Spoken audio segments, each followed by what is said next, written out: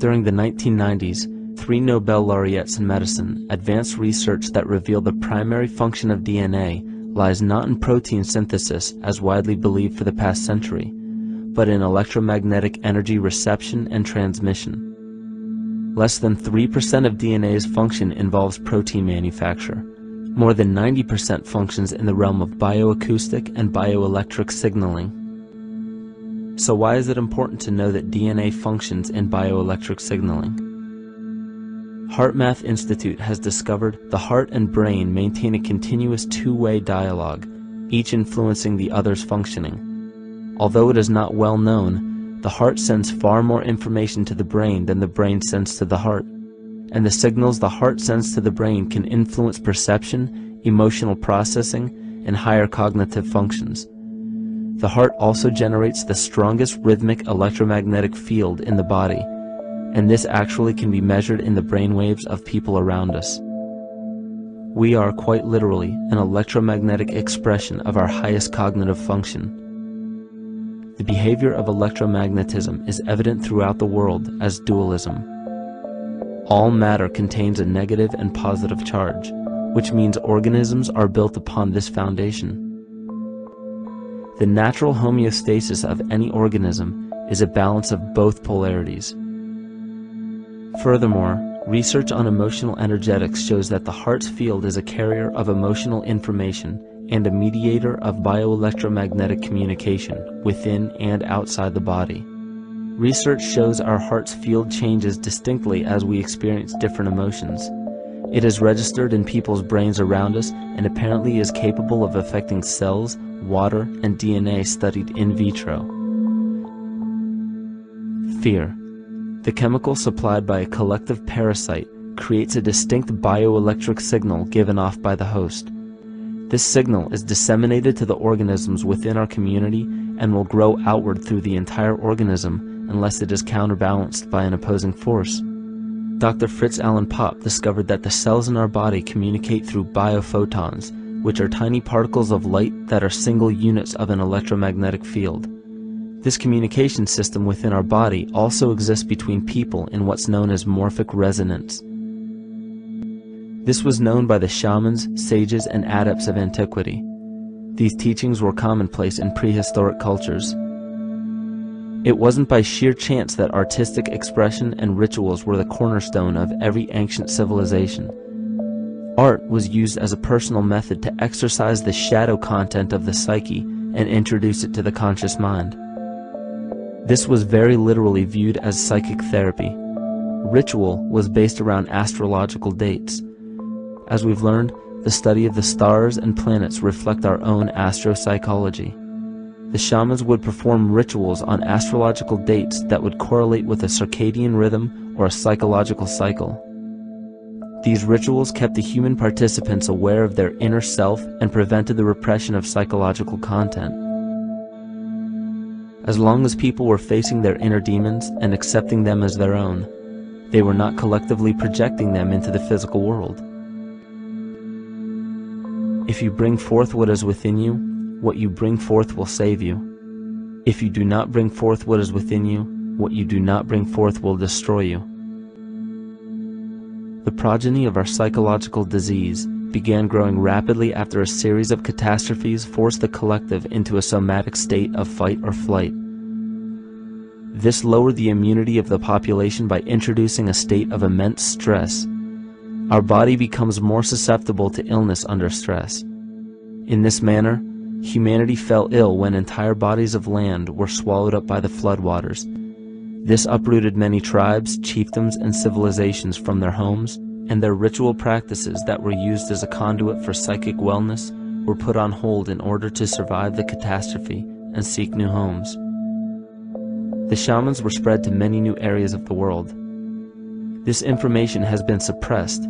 We are made to believe that advanced civilizations such as ancient Egypt and the Mayans of Mesoamerica came about with no prior rudimentary remnants or evidence of evolving intellectual artifacts to bring them to their peak.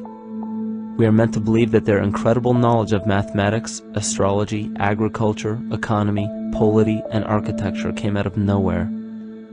This leads many researchers today to the understanding that the origins of these civilizations have been suppressed.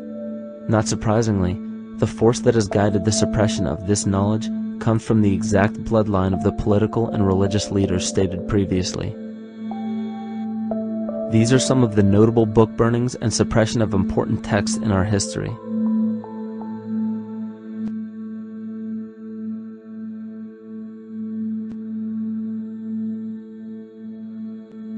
Yet after all of this suppression, there are still remnants of the dispersion of elder civilizations in nearly every country. There is tremendous evidence of ancient cultures visiting North America long before the conventional belief of European colonization. Barry Fell states in his book America BC, there are ancient inscriptions now being reported from nearly all parts of the United States, Canada, and Latin America, written in various European and Mediterranean languages in alphabets that date from 2,500 years ago. William Commonus Beaumont wrote, "The Toltec and Maya civilizations never originated on American soil, but appeared there full-blown, with a well-defined art and system of hieroglyphic writing which possesses affinities with Egyptian. It is found that there are thousands of prehistoric sites across New England and several other northern states showing inscriptions, carvings, and mounds created by Druidic mariners as far back as 800 BC. To suppress this information further, it was not only imperative for the bloodline to burn the documented texts containing true historical information, but to wipe out the cultures that derived from these ancient shamans. The most devastating genocide ever endured was and still is the annihilation of shamanic tribes.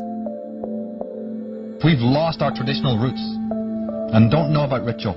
The dragon dances and the ghost dances of the Native American Indians, what do you think that was all about? All the shamans of the world, when they do their rituals, they're doing that. Their work, harmonically through dances, is to strengthen the immune system of the earth. You know, but they've been all murdered. So that was why in the 17th century, exactly the same period I'm talking about, there was an all-out agenda that when you come across indigenous people, you annihilate them. Columbus was sent on his expedition along with agents of the crown to disrupt the lives of the natives and seize mineral resources. He visited every island in the Caribbean, depleting the gold and taking as many slaves of the native Taino tribe as possible. 5 million natives were murdered within 3 years, according to Leah Trabic. Within 15 years, the Arawak tribe of 250,000 was completely wiped out. The population of the United States prior to European contact was greater than 12 million. 4 centuries later, the count was reduced by 95% to 237,000. From 1494 to 1508, over 3 million people had perished from war, slavery, and the mines. Who in future generations will believe this? I myself, writing this as a knowledgeable eyewitness, can hardly believe it. My eyes have seen these acts so foreign to human nature, and now I tremble as I write. Another agent of the false ego bloodline was Hernando Cortez, who decimated the Aztec tribe and plundered their mineral resources.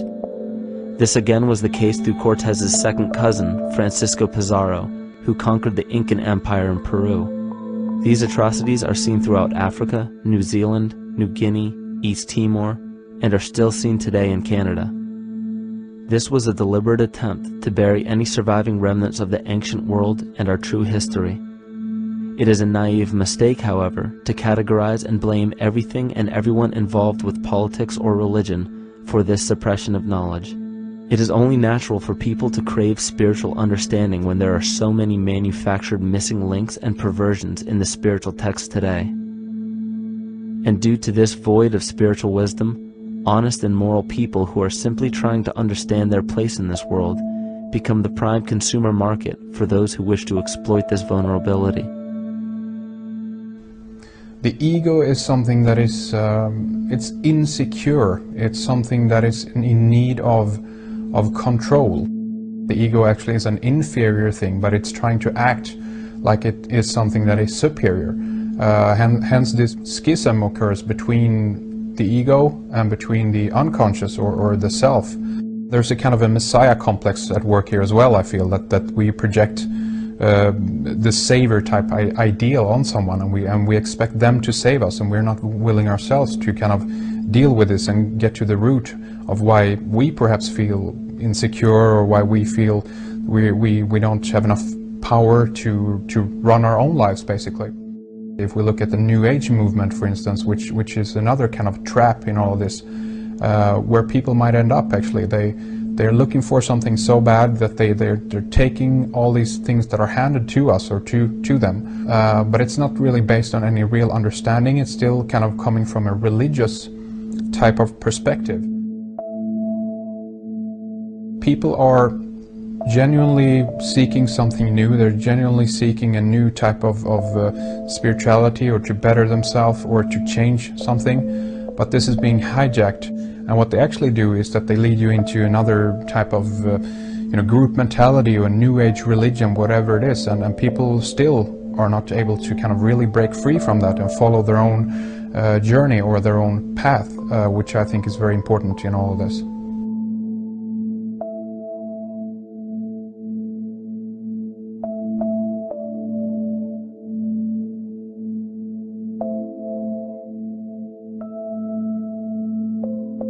In the pre-Christian era, there were several cults of incredible power, most notably the stellar, solar, Saturnian, lunar, and mushroom cults. It is simple to see that worshippers of the lunar goddess comprised of the lunar cult. The worship of sun gods were indicative of the solar cults. The Saturnian cult, which consisted of Phoenicians and Canaanites, worshipped El or Eli. The biblical exodus of the Hebrews from Egypt showed that they entered Canaan and merged the lunar cult of Isis, the solar cult of Ra, and the Saturnian cult of El to form Isis, Ra, El. Israel. The old Israelitish cult and mythology, the Yahweh worship, the patriarchal legends, the sojourn in Egypt, and so on, are rooted in the religion of the sacred fungus, developed from the underlying fertility philosophy of the ancient Near East. The Jewish mitre, Muslim turbans, and military berets are derivations of the symbol of the mushroom cult. One of the first and most prominent, however, was the stellar cult, and a number of these ancient cults were created for shamanic purposes and earthly stewardship, yet some were taken over with different intentions. Just as you would imagine in any establishment of power, smaller cults formed within the main cults to worship individual deities. The cult of Mithras and the cult of Dionysus are two examples. You still today can see the Mithraic or Phrygian cap on the symbol of the seated Liberty Dollar, the coat of arms of many countries, the reverse side of the flag of Paraguay, the seal of the United States Senate, and even involved in the solar cult holiday that we now call Christmas. In the cult of Dionysus, many festivals were celebrated, such as the Greater Dionysia, celebrated in Athens around the spring equinox. The foremost event in this festival was the Thymelic contest, in which poets, musicians, and entertainers performed in an open-air theater. Musicians did not have to pay taxes, and members of the Artists Guild did not have to participate in military affairs. The cult of Dionysus is still alive to this day as the entertainment industry.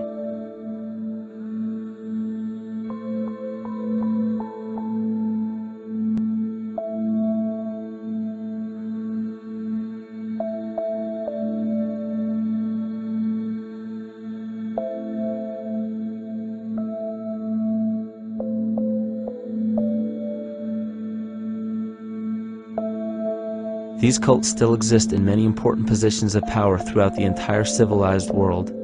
Yet the most important function of these groups is to manufacture the consent and complicity of the people.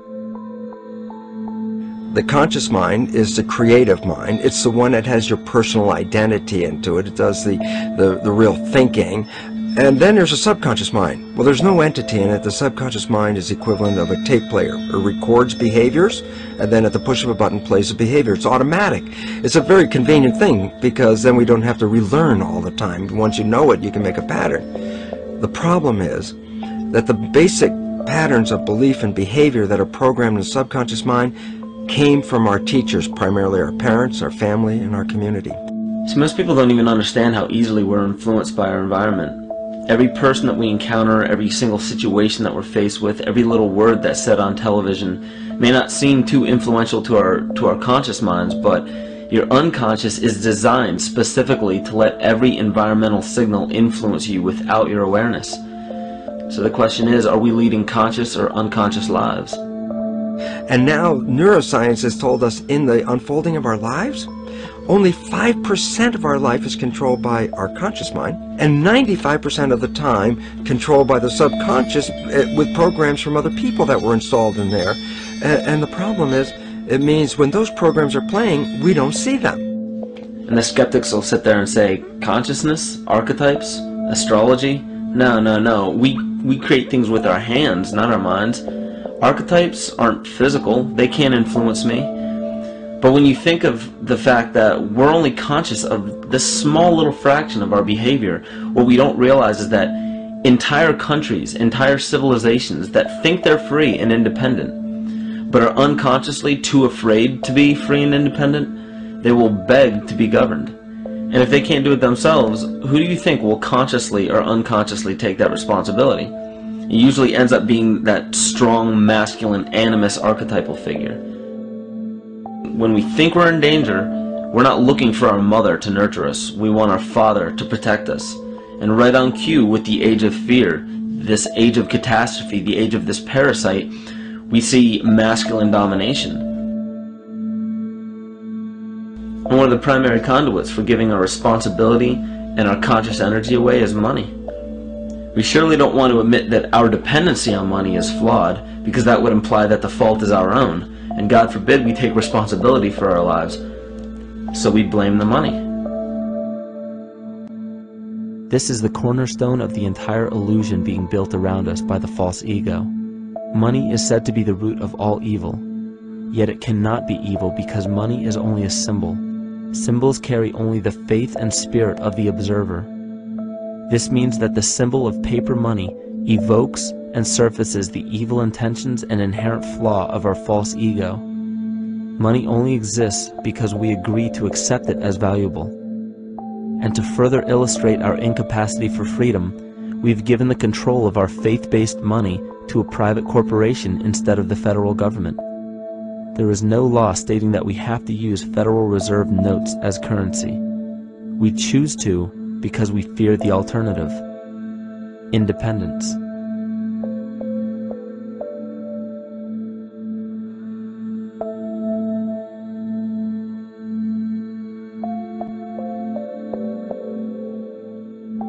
But it's not even really about money, it's about energy, because money is simply this material thing that allows billions of people to crave just one thing and put their energy into the same thing.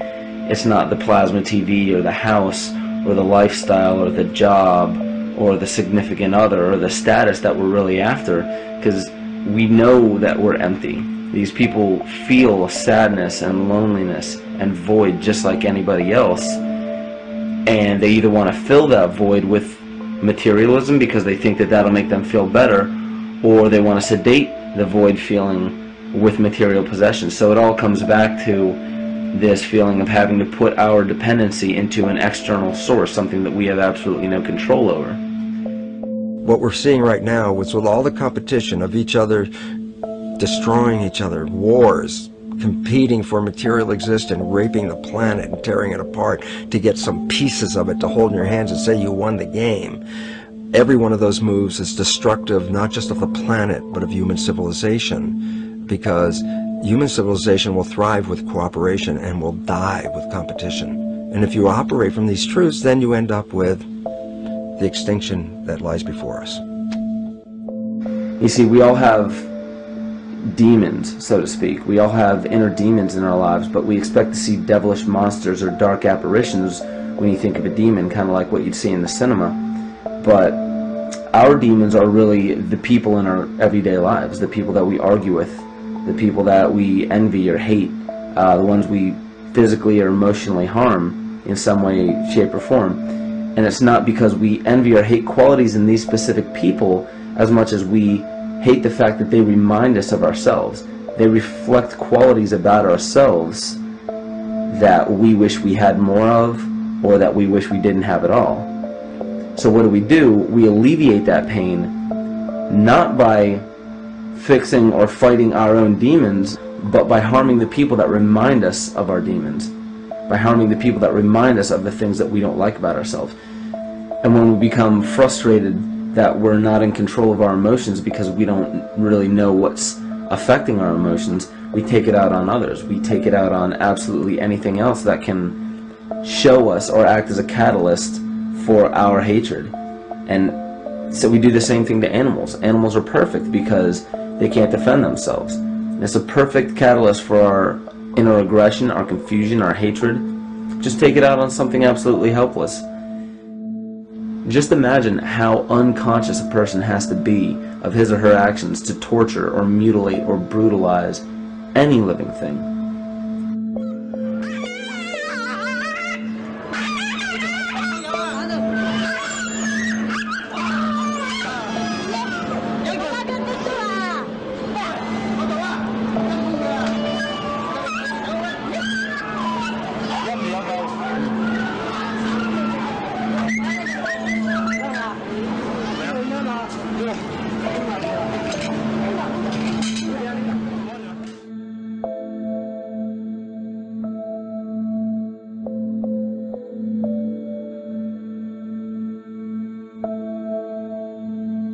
The goat's down, and he'll be here, and we can. Ouch! Come on! Ooh, he bit you. Look at his tail. Is it common with their kits, maybe? He's a big guy. That's a real. Think of the lack of compassion you must have towards life in general to be able to feel no semblance of sympathy towards entire populations, let alone just individuals or individual animals, entire populations of species that are bred specifically for the purpose of commodity. But I'll tell you what's even more dangerous is not so much the people carrying out this cruelty, because that's already been established. That form of hatred and cruelty has already been established and it's already known. What I'm really worried about is the people who are against inhumanity, the people who are against animal cruelty and feel self-righteous enough to think that it's justified to inflict harm or even wish harm on these people.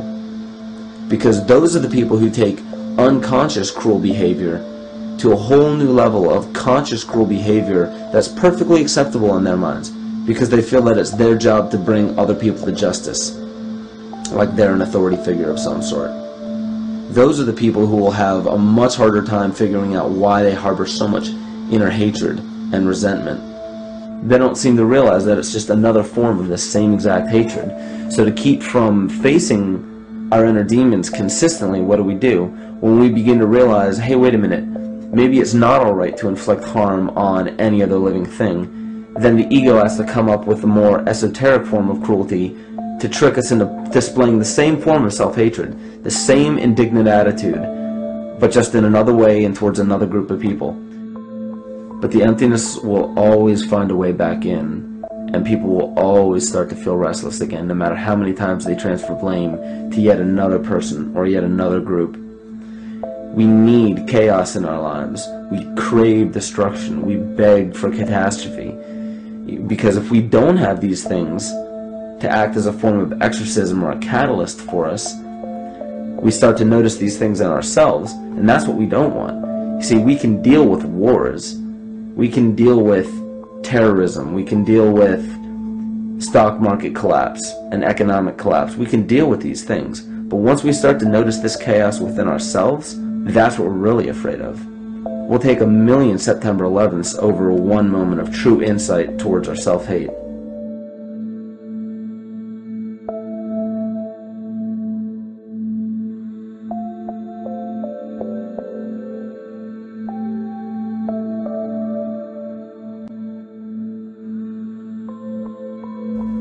And you know, the most interesting part of all of this is we encounter things every day, every single day, that we either accept with open arms or that we reject violently. The interesting part is not really what we're accepting or rejecting as much as what it is inside us that makes us feel compelled to a certain thing or repelled from a certain thing. There's this fundamental dual behavior of muscular strength or weakness, attraction or repulsion. And what's interesting about this is When you realize that consciousness, awareness, that intangible essence that animates all matter into what we see around us as life, that is where you will find the origin of this dual behavior. It's been explained as the inhalation and exhalation of Brahma, the contraction and the expansion of Ahriman and Lucifer in an anthroposophical setting, the active and the passive qualities in electricity, the masculine and feminine qualities, yin and yang, existence and nothingness. These are all ways to explain the same behavioral process that begins with awareness. It begins with consciousness. And if you get rid of all the images and concepts in our minds of these sayings in your head and just try to feel the difference between the two polarities, you'll begin to notice that all of the different scenarios and possibilities that are playing out in the world all spawn from this common origin. You'll have a million people telling you why the Bible is supposedly the Word of God and that you should follow it word for word. And then you'll have another million claiming that it's a form of mind control and not to believe any of it. Everybody will tell you to beware of this or watch out for that. This is good information, this is bad information. And I just have to wonder, what makes anyone an authority figure enough to say that something is true or false? And why are you denying or accepting anything based on the suggestion of another person? Why aren't you making that decision for yourself? Information is information. There's no such thing as good or bad information. It's all what you do with it. I say let everything be your Bible. Give every piece of information, every person, every event or scenario or situation an honest and open mind, because then it's your responsibility to respond to it in the way that you choose. Not following the herd, not following convention, it's your responsibility. And that's the point when, no matter how many people tell you you're wrong or right, you're not dependent upon their approval. If we at least question our own actions, question our own thought process, and make a conscious decision to what we feel is right every single day, that's what I believe to be divinity. That's true shamanism. And that, to me, is what it really feels like to be alive.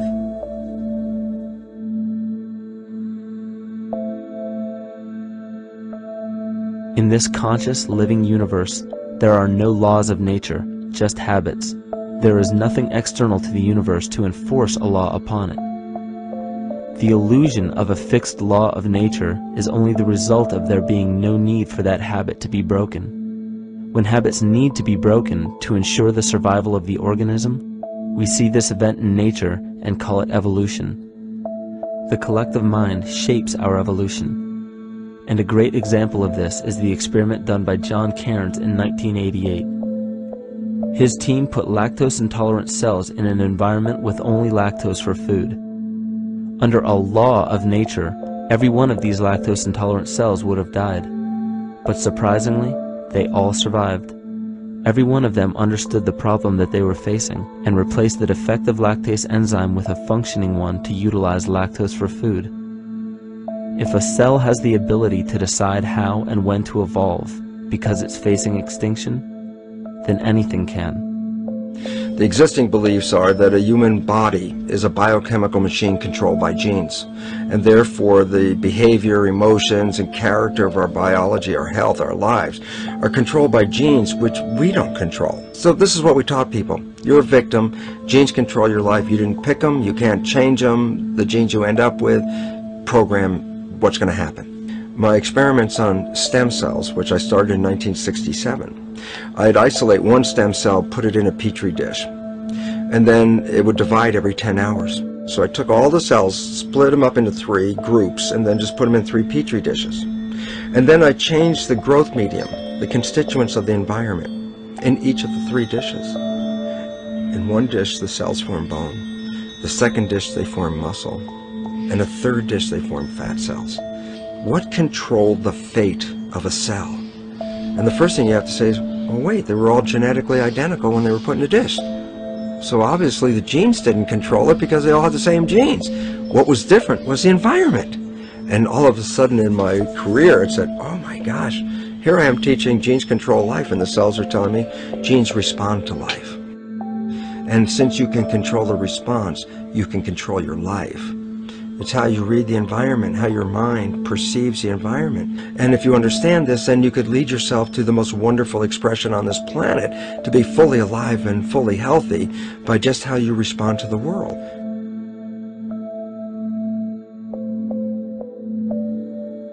In the face of financial collapse across the world, political and religious wars raging tirelessly, and an ever-growing feeling of being lost and void of meaning, there is a great amount of energy being pushed to the surface of the collective mind. Evolution does not come about gradually. It happens in spurts and fits, and comes about due to a tremendous need for the organism to survive. We are now at a point in history where we will choose. We will choose to become sovereign or remain dependent, to face our true self or continue fighting a ghost, to become well or allow this disease to grow, to live or to die. The choice is yours.